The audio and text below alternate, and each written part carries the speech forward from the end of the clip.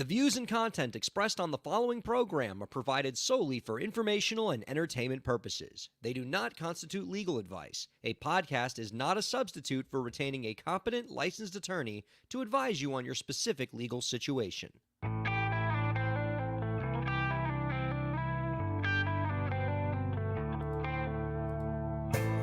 How's it going, everybody? Welcome to the show. You are watching Break the Business, where we empower indie creators and have some fun along the way. I'm Ryan Kairalla. It is a pleasure to have you here this week. I got JC. I got Elisa.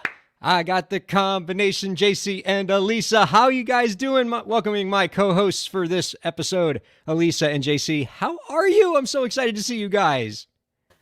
It's a thrill. It's a pleasure. It is a divine pursuit, and I'm happy to be here. I can't believe you undersold it. Yeah. Way to downplay it. Elisa, you're old hat at this point. They know you already. Who are you talking old? This is your second episode. You're practically a veteran. Oh. We're ushering you out for the new fresh blood. JC, your very first Break the Business live stream. Well, yeah, I've never been called fresh blood, or at least it's been a really long time. But thank you for all the welcome. I've been waiting here in this room for a year to get the call to do this. It wasn't COVID that kept me here in this room. It was just waiting to do the podcast. I'm excited to have you here, and man, I'm excited for the show we have this week. What a show! What a show! Coming up in the second segment. After you and I, and Elisa, I guess, is here too. After we all talk for a bit, in the second segment, our guest is going to be Travis Rosenblatt. He's an A&R expert, the founder of the A&R platform Meddling. And I'm excited to talk to him because what really Travis represents, guys, is this new revolution in AR. I don't know about you. When I think A&R in the record company context, I immediately conjure up like, what's his face? The lead character from Begin Again, Mark Ruffalo's character in Begin Again, right?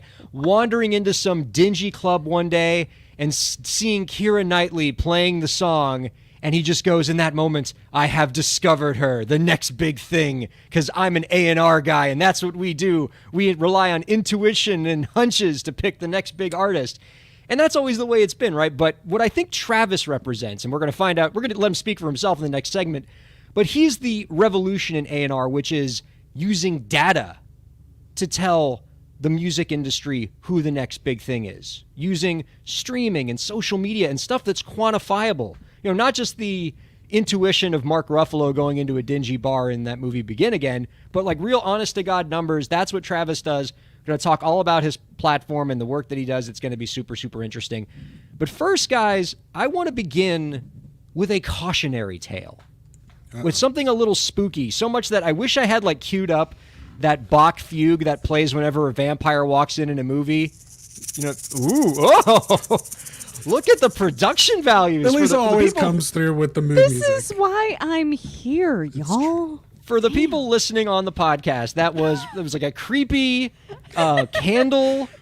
Where did that snake come from? It is an aromatherapy Bath and Body Works vanilla and patchouli candle and an egg shaker from your finest Guitar Center. Thank you. What it is it sets an ominous mood for this cautionary tale brought to you from the scary pages of Rolling Stone magazine. Awesome article by Elias Light in Rolling Stone.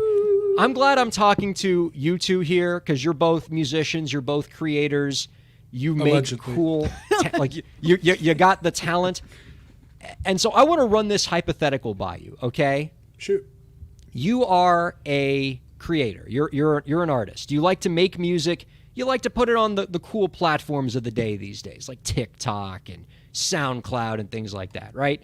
But you're making music in your room, so you don't have a full band or like a full production value, but you got a cool idea for a song, right? You got your music, you got your lyrics, you got your chords, you want to get something out into the world. What do you need? Well, you need a beat. And thankfully, thanks to 21st century technology, we have platforms like BeatStars that provide all sorts of beats, right? You log on, you create an account, and there's all these people buying and selling beats on BeatStars. And that's where a lot of people will get their beats to, if you want to make a quick and dirty song that you want to put on SoundCloud, that you want to put on TikTok, and it's super easy. And then you look at the price tag of the things on BeatStars, right? $1,000 to buy a beat. You don't got that kind of scratch. But a lifeboat, a life preserver, if you will, you can lease the beat. You don't have to buy it.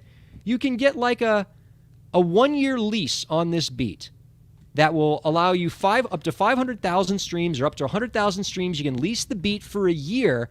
And really, you're just trying to make a little cute song on TikTok, so that's all you need, right? And you can get that for $19.95. I sound like a Ron Popeil, right? Just $19.95. Plus shipping and handling. That's where they get you. Everybody knows. So you rent the beat for $19.95, and you put the song on TikTok, and wouldn't you know it, you got a little TikTok hit on your hands. It's doing bank. It's kicking butt. You're even attracting the attention of potential music managers and record companies. Travis Rosenblatt's meddling platform has found out about you because you're doing crazy numbers on your data. Just wrap it all together. And now here's where the cautionary tale comes in. You get a phone call from a music manager who gives you the "I'm going to make you a star" speech. Let's make a deal. I'm going to take your song to the moon, baby. Except he also bought your beat on BeatStars. Because he knows that it's a beat, and he knows you probably got it on BeatStars, and he probably knows you don't have a lot of money, so you probably rented it. And so he's bought your beat. And so now that guy has become the landlord of your beat, and you can't do anything with the song going forward. If you want to make the song a giant hit, he's the guy standing in your way. And this is a common tactic that Elias Light wrote about in Rolling Stone that's happening more and more, called beat buyouts, where music managers and potential labels and people will buy a person's beat knowing that they leased it and basically can freeze the song unless you work with them, which kind of takes away all your negotiating leverage. And this is the nightmare horror that I think is worthy of the scary like candle you held in front of the camera just now, Elisa, because this is scary stuff. Definitely a growing sense of dread as you told that story. The deeper you got. It's interesting because it almost sounds like people who like sort of squat on domain names like right when they expire and then come back and be like, well, I'll sell it back to you for like 30 grand or whatever. It just sounds like the next version of that for music. It is the TikTok version of cyber squatting. It's got that residue to it. And they actually interviewed the manager who did this to this kid. I'm not going to name any of their names. You can look it up in the Rolling Stone article. But basically, TikTok did what you expected TikTok to do to this manager once they found out what this manager did and have not made his life particularly pleasant. Now, what the manager says in his defense is, look, I'm not trying to, screw the kid here. I'm just doing this because I want to work with you as an artist and I want to push this song. And so I just want to make sure that the song is already purchased so we don't have to worry about the rights later. Wow. Yeah. Helping you. He's guiding you. That's right. It's for you, man. It's for you. Yeah. Just a little light extortion for your own good. I'm only holding your arm behind your back for your good. That's right. It's a nice stretch. Don't you feel that? Yeah. It's yoga.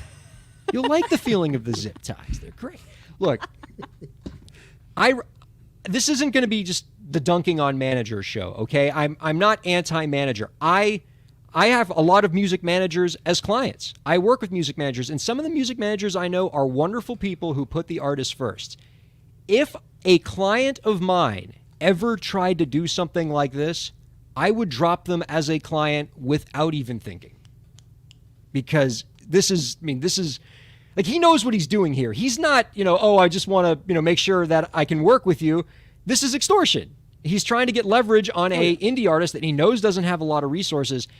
And the greater lesson, I think, in a story like this is something I think we always, on these shows, on these kind of music industry advice shows, we always talk about preparing artists for failure, right? Here are all the danger scenarios that can happen. Here's what you do if people aren't buying your album. Here's what you do if you need money to make ends meet. but we don't talk enough about how to help creators prepare for success. And so many times when artists get in trouble, it's not because of their failures, it's because of their successes and not having the right things in place for them. So if you're going to buy these beats and you're going to use beats and then put those songs on TikTok, be prepared for these kinds of things to happen. If you're just making a song for giggles and you don't think it could possibly be a hit and you're not in it to make a hit, you just want to make a song on TikTok, then maybe you lease it. But if you're in this for your career, don't put your music in a position where somebody else can effectively own you because you don't have your rights squared away. And if you can't afford a particular beat, if you can't afford to buy a particular beat on BeatStars because of this, don't buy that beat. Get another beat. So this doesn't happen to you. But crazy, crazy story. I encourage people to check it out. Elias Light did some great reporting on this. And I mean, I feel very terrible for this artist. And I think he's coming out of it now, I hope. But important cautionary tale there, preparing for success. JC, last week on the program, we got to talk about GameStop and the stonks, the at Reddit stonks. Wall Street bets people that have taken out a bunch of hedge funds and turned the whole market on its head, somehow turned GameStop into a $25 billion company, which is kind of wacky.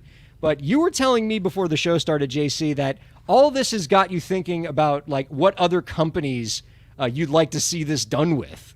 Absolutely, because as far as we're concerned, GameStop is over. Kind of an afterthought. I mean, that's the biggest thing that I think any millennial or Zoomer would tell you. It's like GameStop. Like who? I don't know her about that. Who is she? I definitely don't know her. But it got me thinking. What are some of the other sort of relics of the early aughts and before that we used to hold so dear? I mean, I remember standing outside GameStops for midnight releases with people that might be in this very chat room right now. Am I literally wearing a World of Warcraft t-shirt right now mean, while you're talking might. about standing in line for Burning Crusade? That's what's it may be a thing that happened back in the before time when we could stand in lines next to people outside of things waiting for things without that social distancing. Anyway, in the before time, there are things that we loved, and it got me thinking about Toys R Us. Oh. All right, let that feeling of walking into a fresh Toys R Us just wash over you. That Toys R Us smell. Oh, God. It's like when you those like bike out. tires, you know, when you get to Yeah. that one particular section. Yeah. The feeling of the video game receipt paper in your hand that you take to the customer service desk. Right to the window and tell Right to them the window. to get that particular thing for me. Do you guys remember there used to be a thing that I think Nickelodeon used to have back in the day called the Super Toy Run? Yes. I was obsessed. Okay, so as someone who not only basically the Super Toy Run for the youngins in the crowd was Supermarket Sweep, because that's back now? Yes. Yeah, that, you can actually use that example now. The youngins know what Supermarket Sweep is because it's back. Sorry, as Leslie said, Supermarket Sweep. So that's back, and it's basically like 5 minutes to run through a toy store and get whatever you want. Your mom probably told you to get one thing for your baby sister, and just basically just get whatever you want. And I thought, if we could go back in the Wayback Machine, we would definitely prop up Toys R Us and have some more super fun runs. I can't imagine it's something that is still going on today. Now, JC, in your fantasy world of this, so you want the subreddit Wall Street Bets to not only engage in coordinated investment to prop up a company, but you want them to do it to a company that from 20 years ago. Just suggesting. So 20 years ago. They need to have financial and time travel powers to make what this I'm work. saying is get Doc Brown on the line. We can make this happen. I don't know. I'm pretty sure that Teslas are just as good as DeLoreans. These are things that we could make happen. You know Elon's got that in his next update. Oh, yeah. Yeah, it's happening. You're going to be able to download time travel. Lauren, I don't know if this is something like this is. I'm really going to be testing Lauren, my sister and producer's abilities here. It's a new format. How quickly, Lauren, can you pull up some footage of Nickelodeon Super Toy Run for the live stream guests so that they can know what we're talking about here? Because right, we're this is a 20-something-year-old memory for us, and a lot of the youngins weren't alive when the joy of Super Toy Run was a thing, but. This was a she did it. She did it. Nice. Oh, was anybody timing her? That was a record time. Okay. So play this for us. I want to let's all relive Super Toy Run together. 91. I'm ready for it. How old is this commercial? There's a countdown. Yes, I love it. All right, Elisa, can you narrate for us? Once a year. All right. So we have black and white, grainy, dramatic footage It's Nickelodeon Super Toy Run, a game-grabbing, of kids rampage through a basically KB toy supermarket store. sweeping Nickelodeon created with and only giant Nickelodeon's t-shirts. got it. Those are big. And more. The boys sent in the most postcards. Just so Mark scooping Martelli stuff already into a won cart. 10 prize They're of contest Super winners. Toy They get free run of a toy store. I guess it's like a timer. Yeah. And they get to just as much stuff as they can fill, and many toys as they can fill the cart with. Yeah, I think you had 5 minutes to just go ham. Oh, I could do damage in 5 minutes. 7 dolls, 1 mint, 3 beanbags, 6 action figures, 8 stuffed animals, 5 models, 1 human skull, 2 Like sleds, the 9 kids that are doing this though, these kids are amateurs. $100 worth of toys. Like, why are they not going right for all the high-end electronics? Yeah. The video game receipts, like each one of those is like $60 a pop. Like they're going after action figures. Yeah, so personally, I would just be fully in the video game section. You'd probably have to drag me out of there. And Yeah. those are small. That's basically like, in supermarket sweep when they're in the prescription aisle or the drug, over-the-counter drug. Just fully sweeping them extend into the your cart. arm and then in a full sprinkler motion just scoop it in. But like, I mean, for me personally, Monday, we had these Barbies and they were fashion Barbies, and then you could buy these like little capsule wardrobe collections for each one, and I would just go for those because those were absolutely. I mean, I'd get like leftover packets of like Easy Bake recipe Those are stuff. probably investment items. I mean, the Barbie's not the Easy Bake. Oh yeah, no, I wouldn't no. recommend. I'm just eating hungry. 30-year-old Easy Bake. All the Big League Chew. All the big, oh for sure.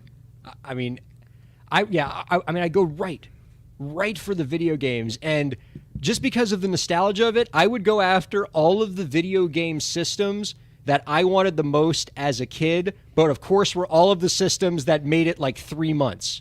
Like I want the Atari Jaguar and the 3DO, A Neo Geo. the Neo Geo, CDI. oh Dreamcast. The freshest Virtual Boy. Oh my God, That hurts. blinded a generation of millennials. That Virtual Boy. Me, I'm wearing my glasses right now. Please. Honest to God, Direct hit. I mean, I close my eyes even today, and I can see the red pixelated lines of the Virtual Boy because it is just permanently burned a tiny piece of my retina. And Yeah, my but of course, optometrist, all I have to do is just say Virtual Boy, and he's like, I got your prescription. yes. You're ready. Here. oh, you're gonna need the thick ones. Those are in the back. Ah, yes. Allow me. We're gonna need extra drops for you, sir. Well, Man. what's interesting, this is like a KB toy place. I remember the KB toys. I mean, Toys R Us is one thing, but KB toys. KB. Back when it was KAYBEE and not trying to like rebrand itself as some like hip initial KFC. Like we don't know what that stands for. So like, but the one that I used to go to was like 2 stories. Actually, it was 2 floors. You'd like go up the stairs and like check out some. I think like all the dolls and stuff were on the second section, and there was divided up. And I'm It's like, on that some, would be FAO Schwartz tip. yeah. I was like, I get that that would be vibe a from it. nightmare. It would be a nightmare to traverse that. There would be several injuries. I feel like there was one part in that clip where there was a kid swiping stuff, and it was a very, very tall shelf that was stacked very high with some sort of electronic toys. Nowadays, you know how quickly somebody would have gotten sued. Yeah. Something falls on me. I'm not walking out with $9,100. I'm walking out owner of a KB toy store. This is kind of a depressing thought, but as I'm watching the clip of these kids that were probably our age in that clip, right? And so they're in their 30s today, and all I can think about is how much that experience of just having like unbridled free reign to have any material good your heart desires for a fixed period of like 5 minutes has to do permanent, irreversible, profound psychological damage, such that I'm sure anybody who has participated in the Super Toy Run is just working through all sorts of things today. Well, do you think they still use that as like their calling card, like well into college? Like Oh my God. Wearing the shirt and everything. Fully. I would lead with it on every date. Every first date. That's the first, because if I'm dating people in my generation, You have to I know. know that's a winner. Because Yeah, they're no. going to have about 100 Super Toy Run questions, and I'm just going to, they're going to want to live vicariously through that those 5 minutes of ecstasy that I had, extending my arm while a bunch of G.I. Joes tumbled into the cart. Absolutely. Of course I'm going to talk about that at every turn and every opportunity. Oh, gosh. Oh, my heart beats just thinking about it, because this is what Nickelodeon was growing up. It was them putting before you all of these amazing prizes, whether it was Super Toy Run, whether it was trips to space camp if you won Legends of the Hidden Temple, or trips to Puerto Vallarta on the Sandals Resort or whatever. Right. These amazing things that nobody won, that nobody you knew ever won. And it just filled you with heartbreak. Like, these were the most important things that every person in our generation wanted, and none of us ever got them. And so we're all sort of defined by that loss. I'm gonna go ahead and take over the show and just say, if anyone of y'all is listening and or watching and owns a piece of the aggro crag that you could take a picture of and send it to us, please do. Yeah. Hard to believe this is an entertainment business show, huh?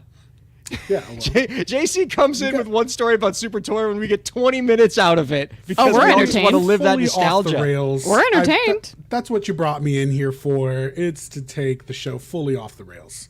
But a entertainment business show we are indeed. Poor Travis Rosenblatt has to follow that, but I know that it's going to be every bit as exciting. We're going to take the quickest of breaks. We'll be right back with our guest here on Break the Business. Thank you so much for listening. Ryan Kairalla here. I hope you're enjoying the show.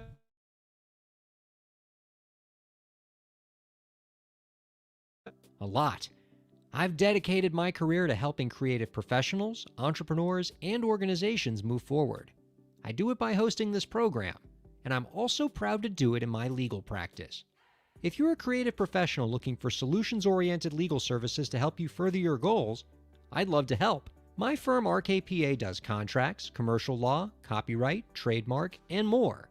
Visit rkpalaw.com to learn more. That's rkpalaw.com. Ryan A. Kairalla, PA, Miami, Florida.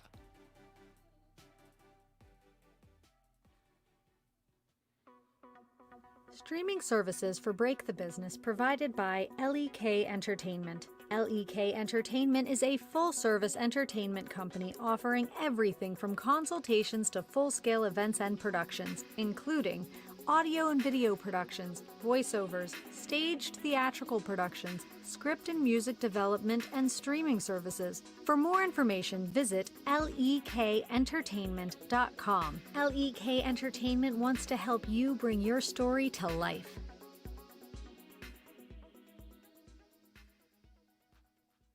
Thanks for supporting Break the Business. If you have a question or topic that you want us to discuss, email us at breakthebusiness@gmail.com. You can follow the host, that's me, on Twitter at Ryan Kair, and you can follow the show at the BTB Podcast.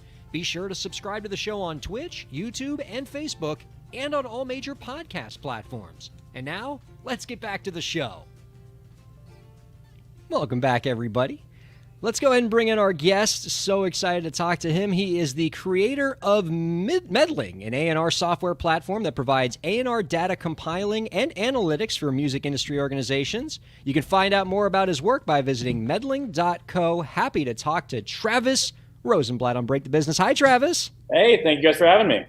So excited to have you here. I hope you tolerated our nonsense. And I thought when we went into our second 10 minutes of Super Toy Run talk that you were going to head for the hills, but you stayed with us, my man. I was actually kind of it. concerned. I had to do a double check around my apartment to make sure I wasn't going to get Nickelodeon slimed as soon as the camera turned on. Lauren, please make a note for next time. Thank you. All right. Just kidding. Here comes the slime. Oh, no.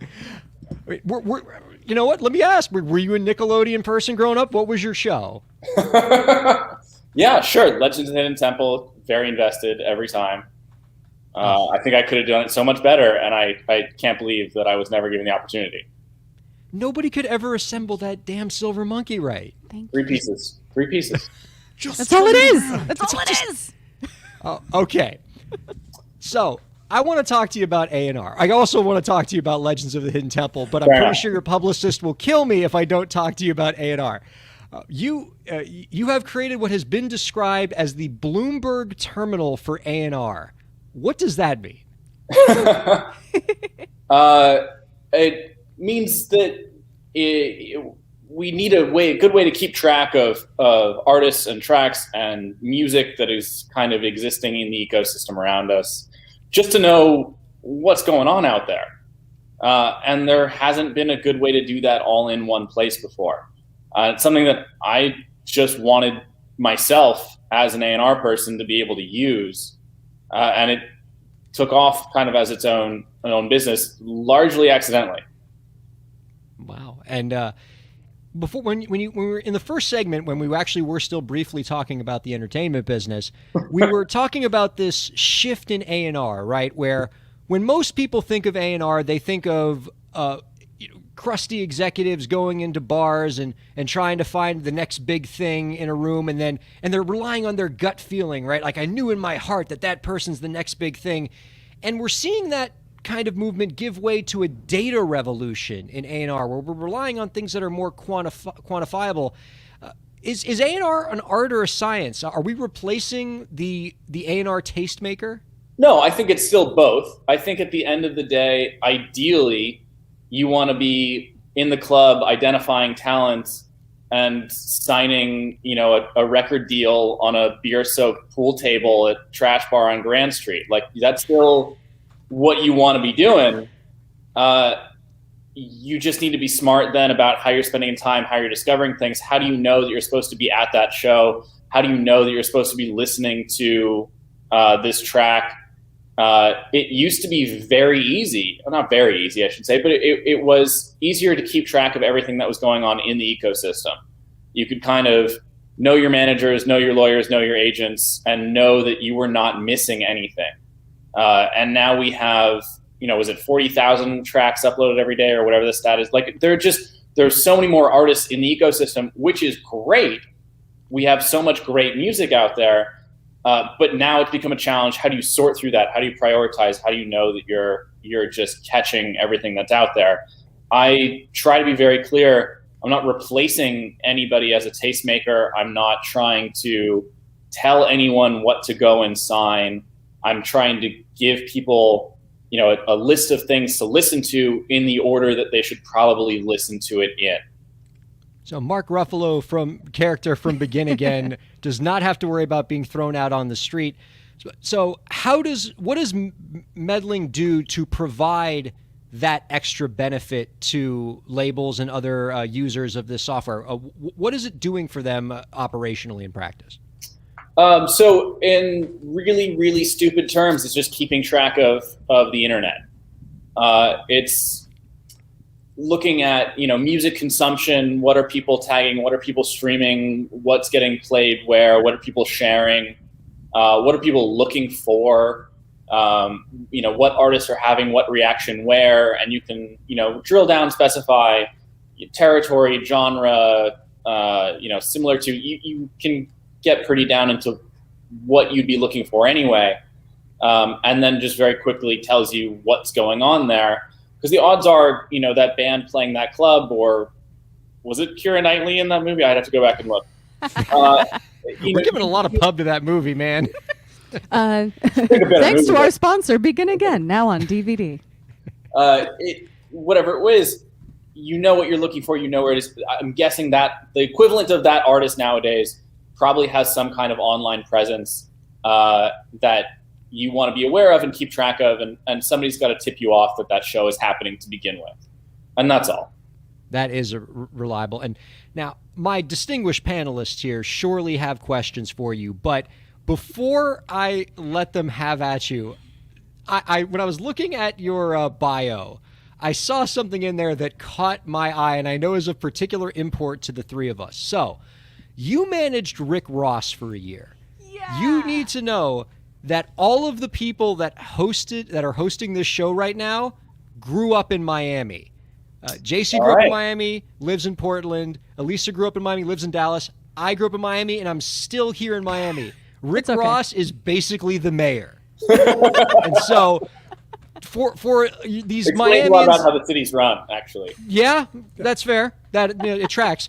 But for the Miamians who know this particular gentleman, do you have one Rick Ross story that you can share without anybody getting arrested or in trouble?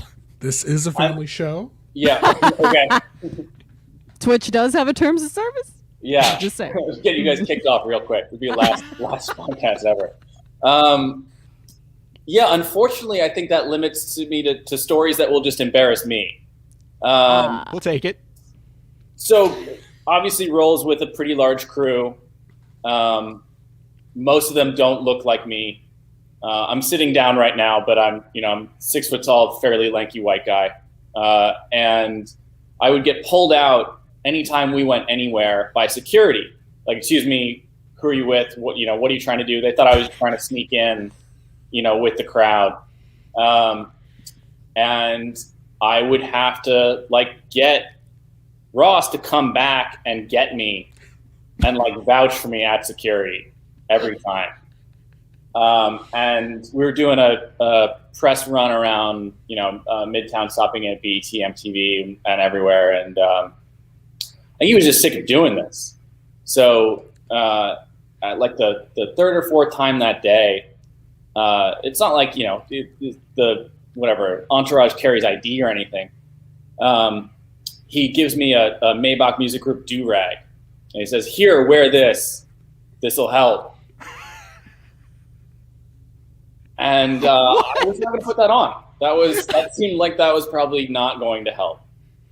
Oh, tell me that somewhere in the universe, if I dispatched a team of thousands and gave them an unlimited budget, could I find this photo of you somewhere?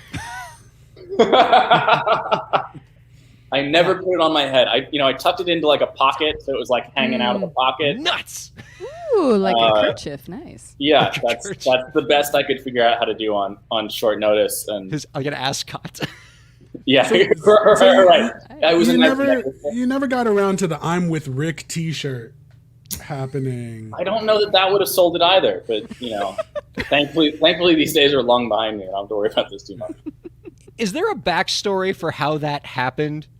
I ended up working for. I personally was doing A&R in a lot of indie alternative. I worked for Warner Brothers for a couple years. Mom and Pop worked for 300, and when it was, and it ended up accidentally working for a lot of guys who had a lot of history in hip hop and rap. And before 300 became a label, we were doing artist management.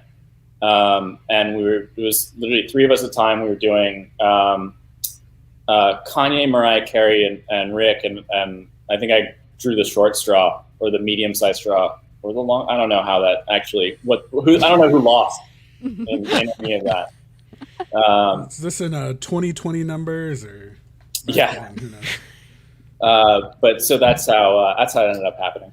Man, that's completely wild. As I'm like reading about you and all these different attributes, it was sort of like a which of these one things is not like the other kind of scenarios. We're like running through all this, CEO, manager, producer, manage Rick Ross for a year. Okay. But what it just goes to show you is that you have the sort of diverse career experience where you've worked in all the sectors that makes you the right sort of person to create these kind of tools. How have you been able to work with a lot of labels with your software? How have they responded to it? Yeah, I mean, so I should be clear. I was doing A&R for a long time, and I had asked everyone in the market already to build this for me, and no one did. And so I left last company I was working for, and I had some time in my hands, and took some online coding courses, put together a super early version that I thought would just help me in my next A&R job. And then I sent it around to the heads of A&R around town. I was talking about jobs, and they were the ones who said, "This is great. How much should we pay you for it?" And that was the first time I was like, "Oh, this is a business. This isn't just something I'm going to use. This is something that everyone's going to use." So it took about 8 months of learning how to coding it, putting it together, and getting my first customers on. But those first customers it was Universal Music Group Worldwide and Atlantic US, and fast forward today, I probably have around 20 customers, and it's anybody from I still have Universal Worldwide, but also some indies that have come around for years, and even when I started it. The idea of even looking at data to help you in any way was offensive to a lot of people. I would get called names, laughed out of rooms, whatever. I'd have A&R executives tell me, how dare I? They have ears made of gold. They hear hits in their sleep, and it has just taken a while to kind of come around, and now those same executives are pretty heavy users, but it's really taken a while to get there. And I think it's just, it's a lot of things. All of those guys eventually figured out how to use their iPods instead of just burning CDs or whatever, and then figured out what streaming was and got there. And you had a younger generation of executives starting to get promoted and have some respect in the system, and you started seeing a lot of hits on the board that were what we used to call research records. That were things that were found by people doing this, by people just keeping tabs on what was going on out there. And I still don't think we really have it figured out yet, or they have it really figured out yet on what that balance is. How do you use data in a way that's not just grabbing, flash in the pan, whatever's happening right now, but it is a good tool to figure out what's happening. I think you'd be hard pressed to find, something in the top 200 nowadays that wasn't something that was originally flagged somewhere by data somewhere. That's yeah, go ahead. No, that was going to kind of lead to my next question, because in my previous life as an influencer manager in video games, we use social listening software, which, forgive me if I'm incorrect, but this almost sounds like a form of social listening software where you're kind of scraping, trying to get, trending topics and folks. And one of the things that I know I would run into is folks kind of learning how to, cheese the algorithm with things like Twitch views or just spamming certain tags or whatever. And so as a, quantitative and qualitative researcher, how can a label or anybody interested think of using meddling in combination with kind of qualitative methods, or like ways to kind of separate the wheat from the chaff from folks that are just kind of trying to spam the system, if you will? It's pretty easy to figure out who's spamming the system. They're not going to have equal interaction across different platforms. They're not, the fan base will be pretty hollow. Those things you can pretty quickly just weed out automatically, and I already do that. So it doesn't present them, those folks to them to begin with anyway. The rest really has to be up to the record company. If we're keeping 2 labels for now, and I feel fine picking on them, so we can. You really have to depend on them. They're supposed to have 2 core competencies. They're supposed to be able to identify artists and then successfully market those artists. And it still is up to them to identify those artists. They have to, the first thing that you do on my platform, if something pops up, is it'll open up a player for you. You can listen to the song. Like, you still have to understand the sound, understand where it goes. You still have to have a vision for the artist's career, or there's really very little point in just grabbing onto something other than market share. You can find out more about our guest's work by visiting www.meddling.co. Our guest is Travis Rosenblatt, the creator of Meddling, A&R expert, and a fan of Legends of the Hidden Temple, which means you're welcome around here anytime, good sir. One last question before we let you go, Travis. Do you have any last tips for the indie creators out there to help them move their careers forward? Stop DMing A&Rs on Instagram. They don't like it. Build a community. I know it's hard right now without live shows, but think about not just how do I get my song to go viral with a dance or get in front of influencers or whatnot. Develop your own community. Who are the artists? If you search for yourself on Spotify, who are the other top 5 recommended artists? Do you know them? Why don't you know them? Why haven't you done a song together yet? Why haven't you done a live stream together yet? Look at who your fans are. How do you want to interact with them? You don't have to, be on the phone with them every day, but you can have a conversation with them. You can understand where they live, where, I don't mean that geographically, but also, yes, like, where are they spending their time? Be in front of them. I would really hesitate. Try not to kind of jump ahead and go for, how do I get this song in a movie? How do I get this song in a viral clip? How do I make something so outrageous that it gets eyeballs? Because those are fleeting eyeballs. Yeah, that's great stuff. My neck is strained from nodding so darn much. That's really, really terrific. Great insight, great platform. Travis, thank you so much for joining us this week. Thank you guys for having me. I appreciate it. You bet. Oh, gosh. I got to say, guys, I really love the kind of interviews where you just know that person is the right combination of smart and also passionate about what they do, and it shines through with every word they say. It just sweats out of every pore, and he's that kind of guy. He's my guy. And, of course, he managed Rick Ross, so that's freaking awesome. What are you gonna do? That's and the best thing is when someone says, "Well, I asked someone to build it, and no one did, so I made it myself," which is kind of the indie way. Mm-hmm. Absolutely, that's great. There's so much to like about him. Again, you can check him out at meddling.co. And lest you think that the awesome guest train is stopping here on episode 2 of our live streams, it's very much not. Next week's guest is going to be pretty terrific. We got the CEO of the Mechanical Licensing Collective, Chris Aaron. And I'm going to tell you guys right now, he's got something that's going to help you two make some money tomorrow. And we're going to do a public service because I'll give you a little tip. All right, I'm going to hint a little bit about what Chris is going to talk about next week. Okay, as of January of this year, the Mechanical Licensing Collective, which was created by the Music Modernization Act of 2018, became active. This is now the nonprofit organization that collects all of the mechanical licenses paid by all the streaming services, the Spotifys, the Apple Musics, and the download services like iTunes.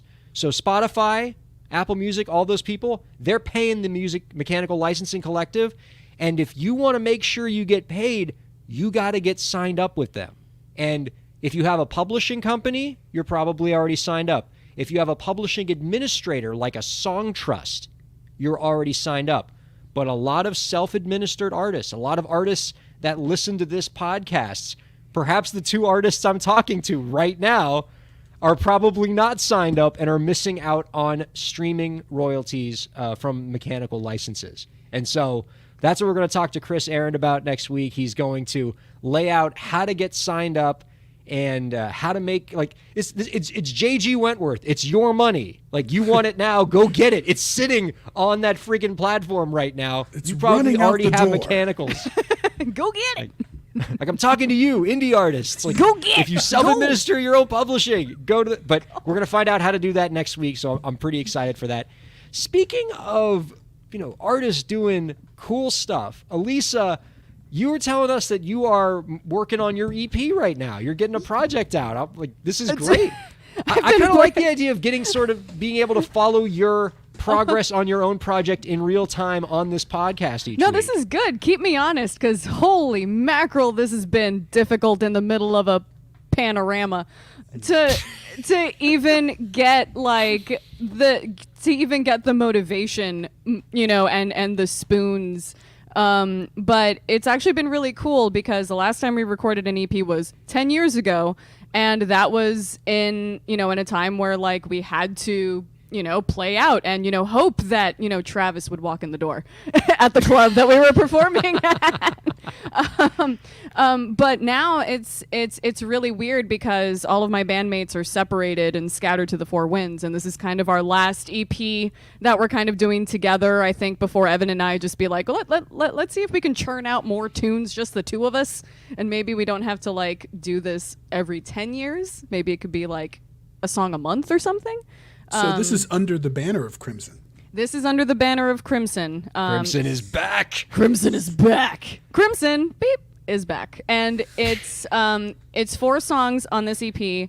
And I jokingly call it the Loose Ends EP because it's 2 songs. Well, yeah, technically 3 songs that we used to play together as a band, 2 original songs and 1 cover, and 1 new song that Evan and I wrote last year that is really weird because usually we would write a song, take it to the band, we'd perform it as a band and whatever. But this is a brand new tune that has not touched any other bandmates. And so it's really weird, making, quote unquote, making music without them or making the song in a computer instead of the band first, which is a really old lady thing to say.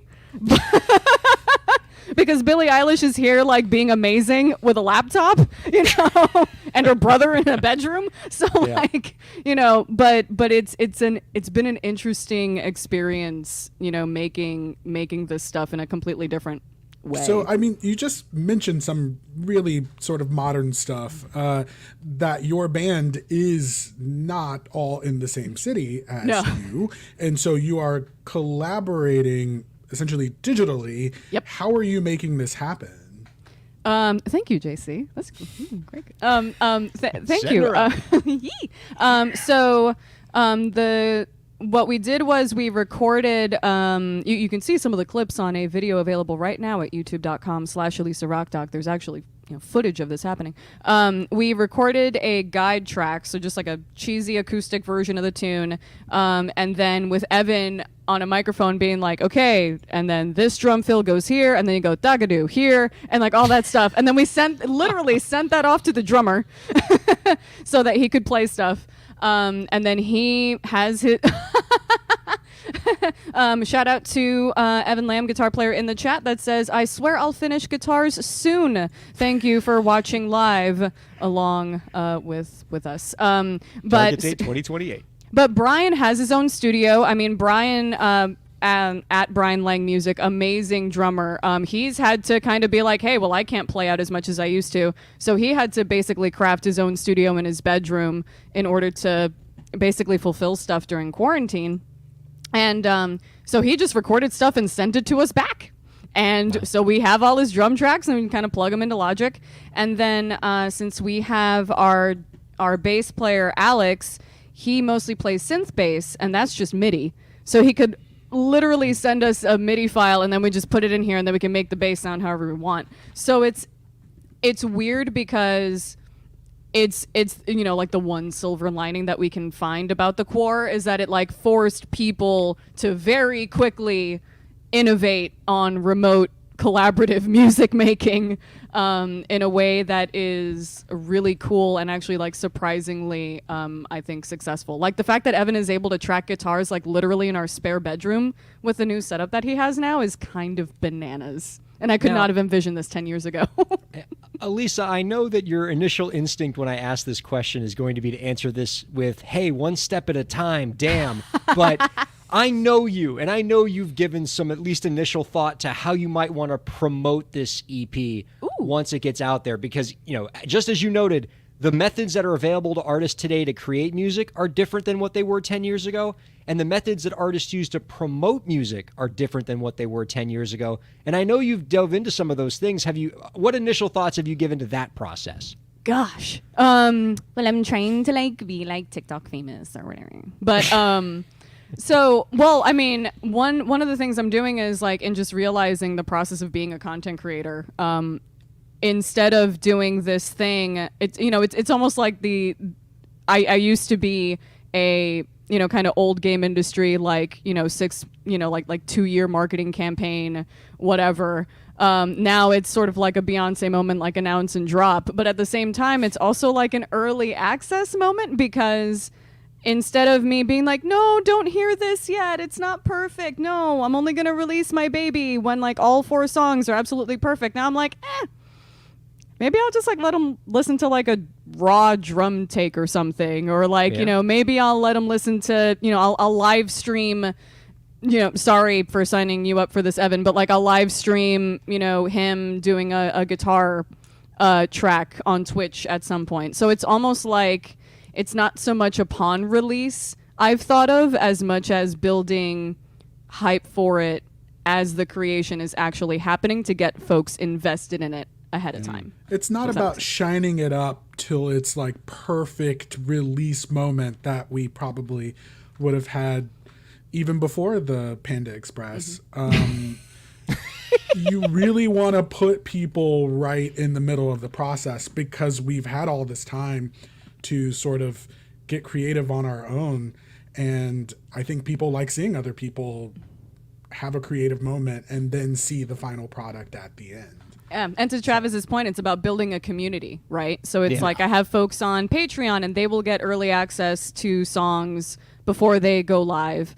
And there are folks on my Discord that are super excited to get any kind of behind the scenes stuff. And those are the folks that are going to end up being your evangelists when the song drops, or the EP drops, or whatever it is. So it's have I thought about how what I'm gonna do after it ends up on the streaming platforms?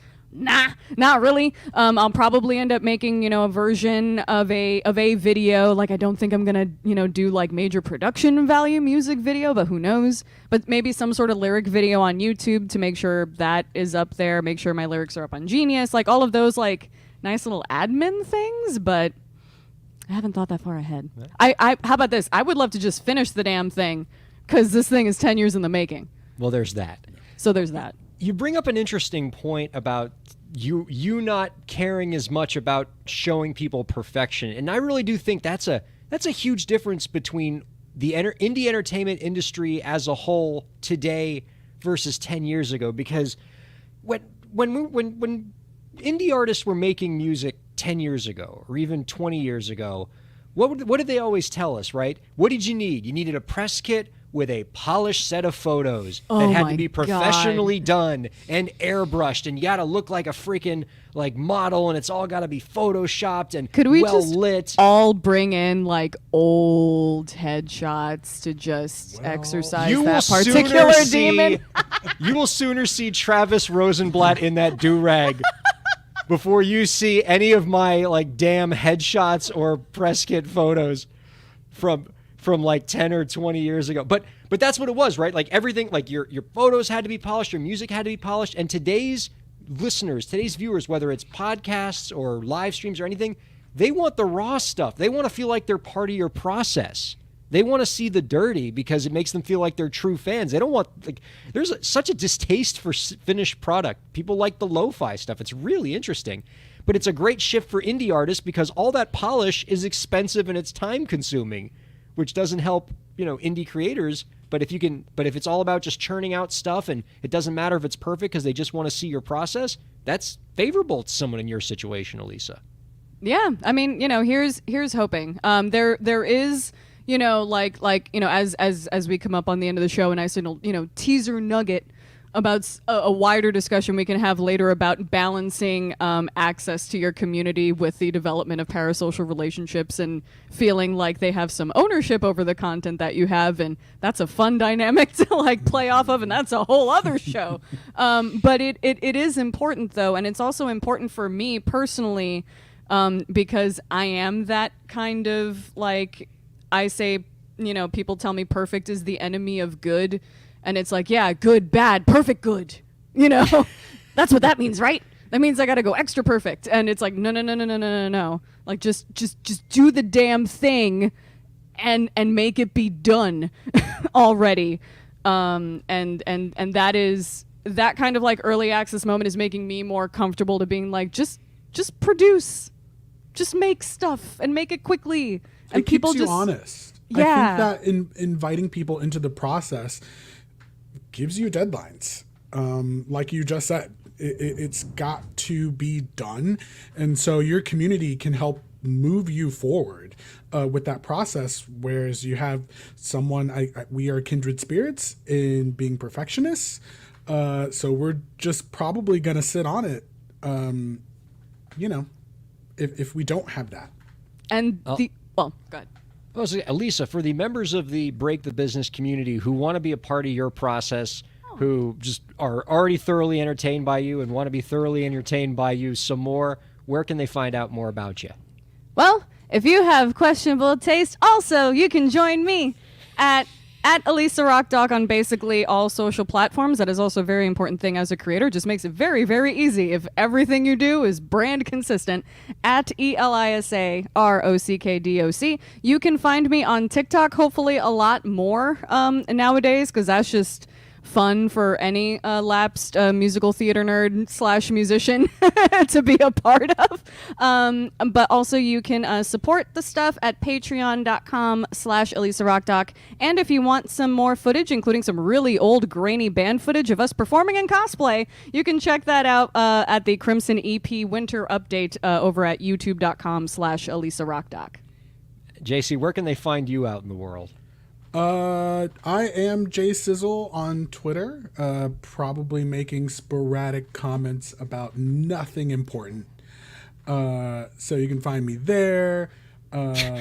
Jay Sizzle IG on Instagram, which I don't use. And you can be my 3rd or 4th follower on TikTok at Jay Sizzle. You're on TikTok? Instant Let me get my follow. phone out right now. Instant Right now. follow. I have to make content. You're keeping me honest. Hashtag silhouette challenge. Hashtag busted challenge. Let's go. Let's If do you it. have a question or show topic you'd like for us to talk about on the program, you can email us at breakthebusiness@gmail.com, or you can tweet at us at the BTB Podcast, or follow me on Twitter at Ryan Kair. All great ways to get in touch with me and get in touch with the show. And this show is at its best when it is a resource for you. So let's make this a two-way street, people. If there are things you want us to talk about, if there are questions you want answered, if there are people in the music industry that you want interviewed, email us, breakthebusiness@gmail.com, and we'll give you what you need. It has been a pleasure hanging out with you two this week and with this whole awesome Break the Business community. Thank you all so much for listening. We will see you next week on the program.